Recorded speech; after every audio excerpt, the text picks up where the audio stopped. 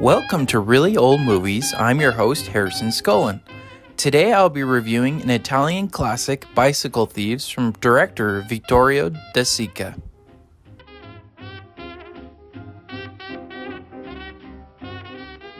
Okay, so now the plot to Bicycle Thieves. A man named Antonio, he's given a job posting advertisement posters. And to give some background, this is post-war Italy that saw a lot of turmoil and tragedy just due to hardly any jobs available and very, very poor. Money wasn't worth as much, significant increase in inflation. It was a pretty depressing time. And so any job was really, sought after. And so in order to work there, however, Antonio needs to have a bike. And desperate for this job, his wife Maria sells their bed sheets to buy him one. And they're able to buy him a bike, and on his first day of work, his bike is stolen while he's up posting a poster. And he runs to the police, and they say they can't do anything. They tell him that usually stolen bikes turn up at a market that they have in town. So he goes there with his son Bruno and some of Antonio's friends to search, but to no avail. He spots the thief 2 more times, but is unable to locate it. One of these encounters ended up with Bruno and Antonio having threats from a crowd who's trying to defend the bicycle thief. And so on their way back home, they encounter a football stadium, not American football, but European. And Antonio sees a bicycle. He sends Bruno away to a tram to ride back home. And very contemplative, Antonio decides to jump on the bike, but almost immediately he's arrested and he's dragged towards a police station. And he's saved by the bicycle's owner, who has compassion on Antonio. And with grief-stricken and tears, Antonio and Bruno, they decide to walk off in the distance towards an uncertain future. And that's where the film ends, on a very depressing and very realistic note. All right, so now I'll get into my thoughts and feelings on Bicycle Thieves. So the plot, I think, is very, very sad, very tragic, and very real. In my opinion, the best scene is where the dad, he's just crying, he's totally beaten and defeated, and his son kind of just consoles with his dad and makes him feel better. And I think that was a beautiful moment and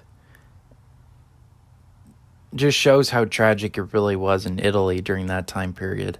So overall, I gave the plot a 5 out of 5. Now, acting-wise, so the actors who played Antonio and Bruno, I think, were the best and the most realistic. The fact that they were just guys pulled off the streets is insane because they play very real and to the heart. And maybe because they really did feel those feelings. They really were poor and were in a very poor area. It's just insane to me that the director, most of the actors in this film had no experience acting. They were all literally off the streets.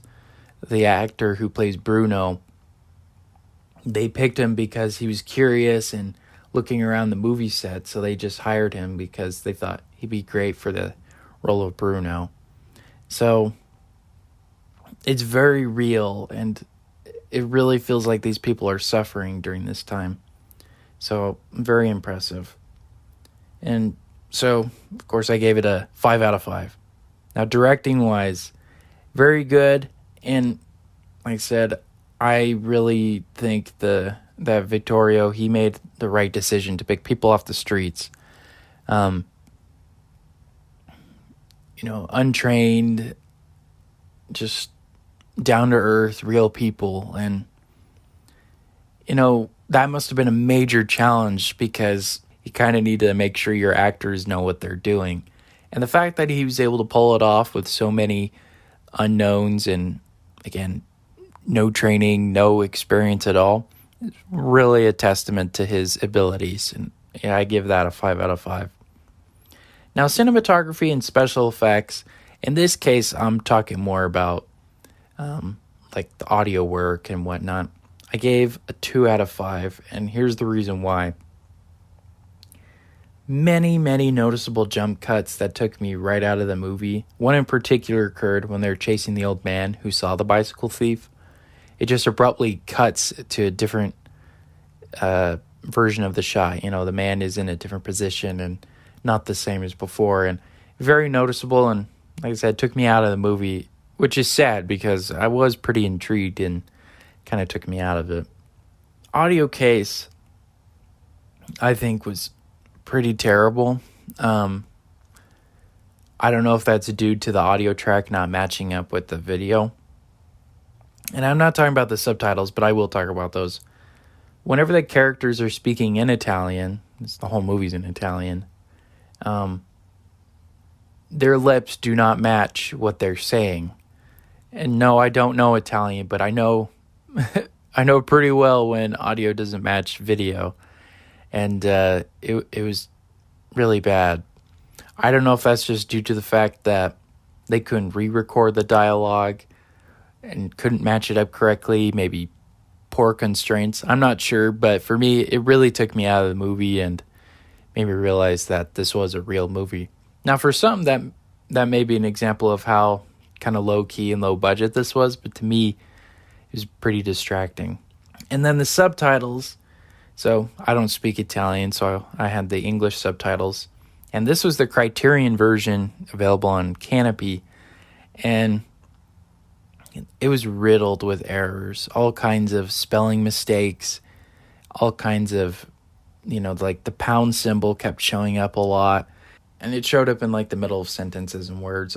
I have a feeling that they didn't spend as much time on the subtitles as they should have, because it was pretty distracting and pretty unprofessional in my opinion. So that's why overall I gave it a 2 out of 5. Now the shots were pretty good. I mean, it really showed the cities that they were in, the city I should say that they were in, and looked really well. But it was not enough to make up for the terrible subtitles on Criterion's part and the noticeable jump cuts. All right, so yeah, 2 out of 5. Now, music. There isn't too much, but it does set a pretty sad mood, prepping the audience for the tragic setting of post-war Italy. So I gave it a 3 out of 5. It wasn't too great. I mean, like I said, not too much of it, pretty sparse, but it did its job. It felt like it was kind of a last-minute thought. All right, so those are my thoughts and feelings on Bicycle Thieves, and that tallies up to a 4 out of 5 on my Letterboxd score. So, yeah, I liked the movie, but it wasn't the greatest movie, and I don't honestly see the hype for it. It was pretty... The plot was great, and the acting was great, but like I said, the cinematography, special effects, and music, pretty distracting and kind of keeps it for me for being a perfect film.